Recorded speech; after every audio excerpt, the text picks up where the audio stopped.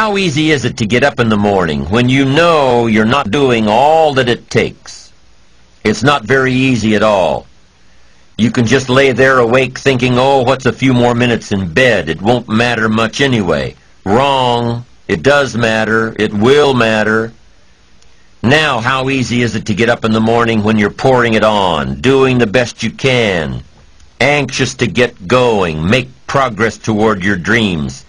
It's a whole different story. When you're resting to renew your reserves, it's much different than resting to avoid your day. When you're psyched up and excited for your life, when you're excited for what you've planned to accomplish for the day, it's amazing. You'll wake up before the alarm clock even tries to startle you awake. Your successes fuel your ambition. Your successes give you extra energy.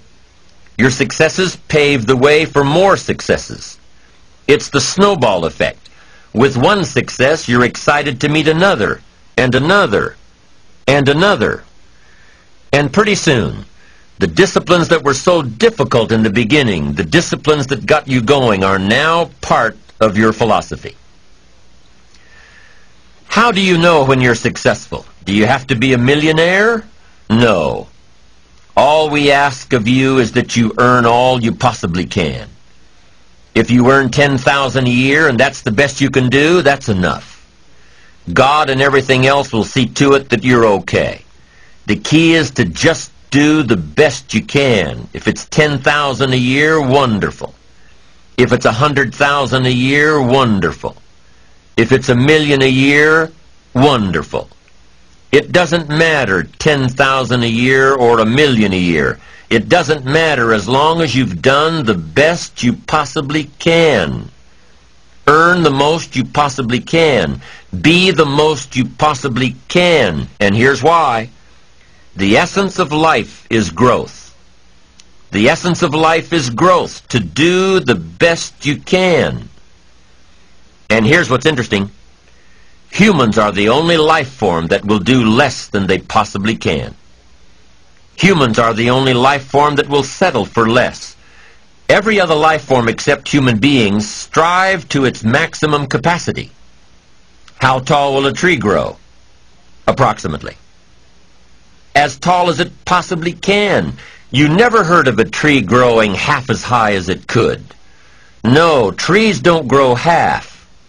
Trees send their roots down as deep as possible, stretch their limbs up as high as possible, produce every leaf possible and every fruit possible.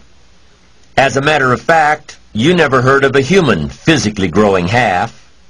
We keep growing until we're done. Now that's a part of life we can't control. It's genetically coded. And that's probably why we keep growing till we're done. Because we can't control that part. It's the rest of our growing that we control. The growing of our minds, the expansion of our minds, that we can control. And that's what tends to get away from us. All life forms inherently strive to their max except human beings. Now, why wouldn't human beings strive to their maximum possibility? Here's why.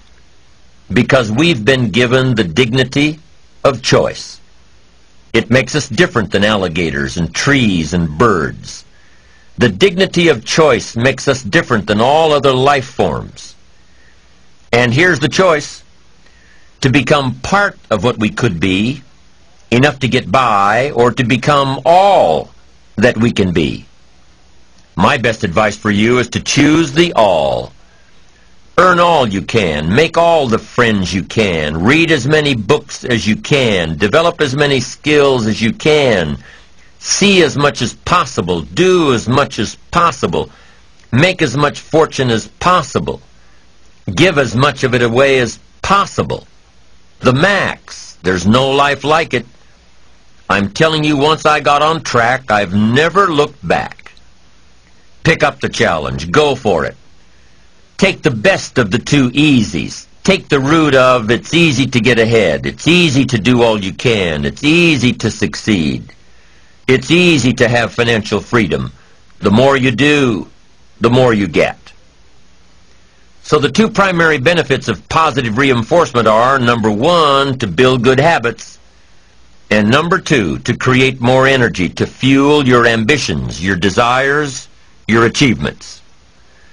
How can you isolate what's working for you and what isn't? How can you make sure that you are reinforcing your positive disciplines? Well, if it isn't apparent, easy to see right away, if what you're doing is happening in such small increments that you're not sure if you're on track, then you need to be writing it down. You need to keep a journal anyway.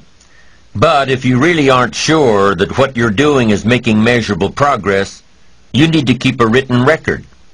You need to write down everything that may be relevant in your day. What you did, who you saw, what you felt, how it may or may not affect you now and in the future. The best way to track your activities of the day is to write them down. The best way to track your activities of the week is to write them down. The best way to analyze your progress through the year is to have written it down. Why? So you can look back on it.